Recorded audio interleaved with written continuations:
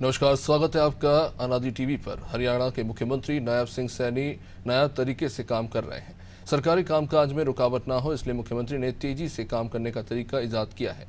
इस सिलसिले में सीएम नायब सिंह की ट्रांसमिशन लाइनों में उपयोगी जमीनों के लिए भूस्वामियों को उचित मुआवजा देने की पहल का उल्लेख हो रहा है। आइए देखते हैं इस बारे में एक रिपोर्ट।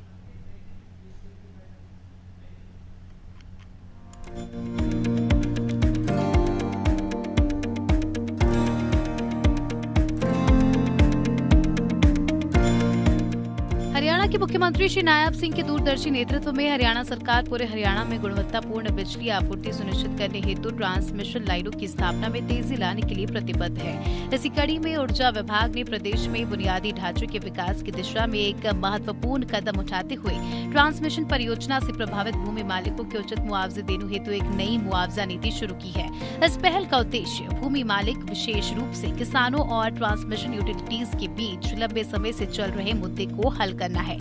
हरियाणा विद्युत प्रसारण निगम लिमिटेड को ट्रांसमिशन लाइनों की स्थापना के दौरान भूमि मालिकों, विशेषकर किसानों से गतिरोध का सामना करना पड़ता है, जिससे इस महत्वपूर्ण व आधारभूत नीति के क्रियान्वयन से अब आधारभूत निर्माण में तेजी आएगी। ऊर्जा मंत्रालय भारत सरकार की 14 जून 2024 के तहत ट्रांसमिशन लाइनों के लिए राइट ऑफ वे यानी ROW के मुआवजे हेतु राशि जारी कर दिशा निर्देशों के अनुरूप हरियाणा सरकार ने इस नीति को मंजूरी दी है। नई नीति में किए गए प्रावधानों के तहत जहां ट्रांसमिशन टावर स्थापित किए जाते हैं, वहां भूमि अधिग्रहण के बिना भूमि मूल्य के 200% दर पर टावर बेस एरिया का मुआवजा देना शामिल है। पिछली नीति में टावर बेस एरिया के लिए मुआवजा भूमि मूल्य के 100% की दर पर निर्धारित किया गया था। ट्रांसमिशन लाइन कॉरिडोर के लिए भूमि मूल्य के 30% की दर पर राइट ऑफ वे कॉरिडोर के लिए मुआवजा देने का प्रावधान भी है, जबकि पिछली नीति में राइट ऑफ वे कॉरिडोर के लिए मुआवजा शामिल नहीं था। वहीं किसानों के लिए फसलों का मुआवजा पूर्व नीति के अनुसार ही दिया जाना प्रस्तावित है। मुआवजे की दरें भूमि के सर्कल रेट अथवा कलेक्टर रेट के आधार पर निर्धारित की जाएंगी।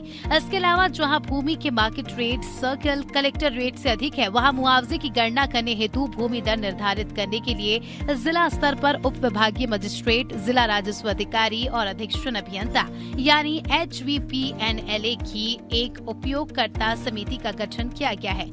मुख्यमंत्री नायब सैनी का कहना है कि इस नई नीति से किसानों को दिए जाने वाले मुआवजे में पर्याप्त वृद्धि होगी।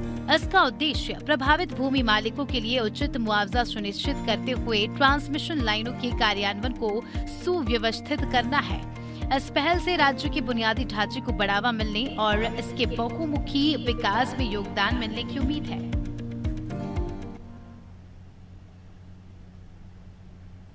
हरियाणा के मुख्यमंत्री बैठक कर रहे थे। मुख्यमंत्री नायब सिंह सैनी ने गुरुग्राम महानगर विकास प्राधिकरण की 13वीं बैठक की अध्यक्षता की।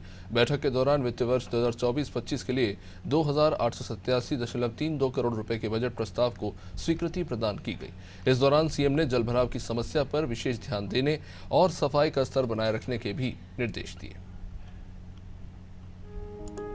हरियाणा के सीएम नायब सिंह सैनी की अध्यक्षता में चंडीगढ़ में आयोजित गुरुग्राम महानगर विकास प्राधिकरण की 13वीं बैठक में अनेक बिंदुओं पर चर्चा हुई।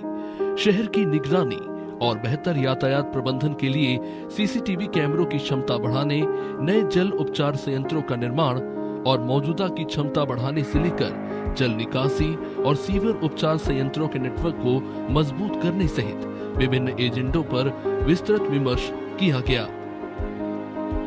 बैठक के दौरान जिन अन्य विषयों पर चर्चा की गई, उनमें मुख्य रूप से जल निकासी सुधार योजना, कचरा संग्रहण, सिविल अस्पताल का निर्माण, नए बस स्टैंड का निर्माण आदि शामिल रहे।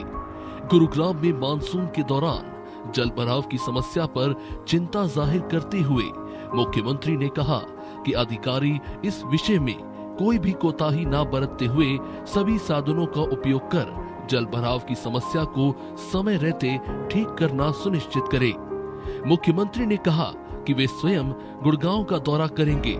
उन्होंने इस विषय में संबंधित अधिकारियों की जिम्मेदारी तय करने के निर्देश भी मुख्य सचिव को दिए।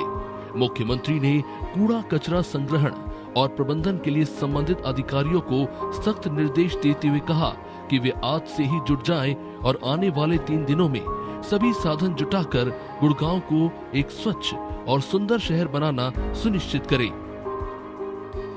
इससे पहले जीएमडीए प्राधिकरण ने शहर की निगरानी और बेहतर यातायात प्रबंधन के लिए 422 करोड़ रुपए की अनुमानित लागत से सीसीटीवी परियोजना के चरण 3 के क्रियान्वयन को मंजूरी प्रदान की, जिसके तहत विभिन्न स्थानों पर उच्च गुणवत्ता वाले सीसीटीवी कैमरे लगाए जाएंगे, जिससे इनकी संख्या बढ़कर लगभग 14,000 हो जाएगी।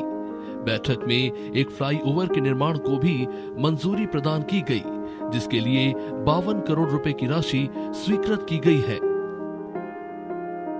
इसी प्रकार सेक्टर 85, 86, 79 और 90 के चौराहे पर भीड़ भाड़ को कम करने और आवागमन बढ़ाने के लिए 59 करोड़ रुपए की लागत से एक और फ्लाईओवर का निर्माण किया जाएगा। जीएमडीए प्राधिकरण ने 634.30 करोड़ रुपए की अनुमानित लागत से गुरुग्राम के ताऊ देवी लाल स्टेडियम के उन्नयन को स्वीकृति प्रदान की है। चंदू बुधेरा में 78 करोड़ रुपए की लागत से 100 MLD जल उपचार संयंत्र इकाई संख्या 6 के निर्माण को भी मंजूरी प्रदान की गई है। वही प्राधिकरण ने 247 करोड़ रुपए की अनुमानित लागत से बसई में 100 MLD जल उपचार संयंत्र इकाई संख्या 4 के निर्माण को मंजूरी देती है। धनवापुर में मौजूदा मुख्य पंपिंग स्टेशन को 119 करोड़ रुपए की लागत से 650 MLD क्षमता तक बढ़ाने को भी मंजूरी दी गई है। बैठक में 69.66 करोड़ रुपए की लागत से जीएमडीए क्षेत्र में संचालन के लिए सकल लागत अनुबंध मॉडल के तहत 200 इलेक्ट्रिक बसों की खरीद को भी मंजूरी दी गई है। कई अन्य विकास कार्यों को भी बैठक के दौरान मंजूरी मिली है।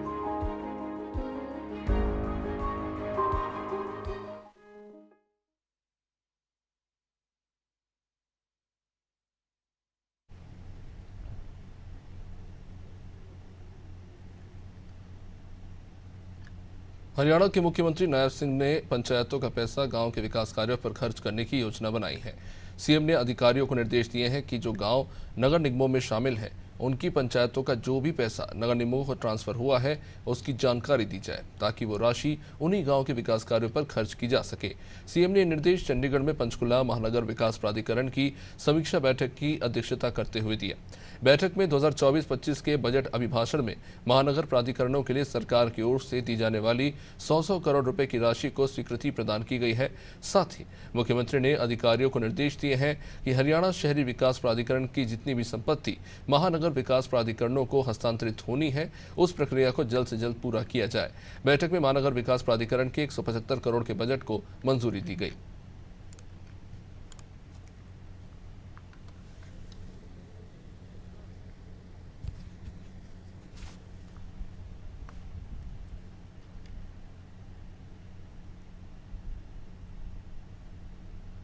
चलिए फिलहाल इन खबरों में इतना ही। आप बने रहिए हमारे साथ। नमस्कार।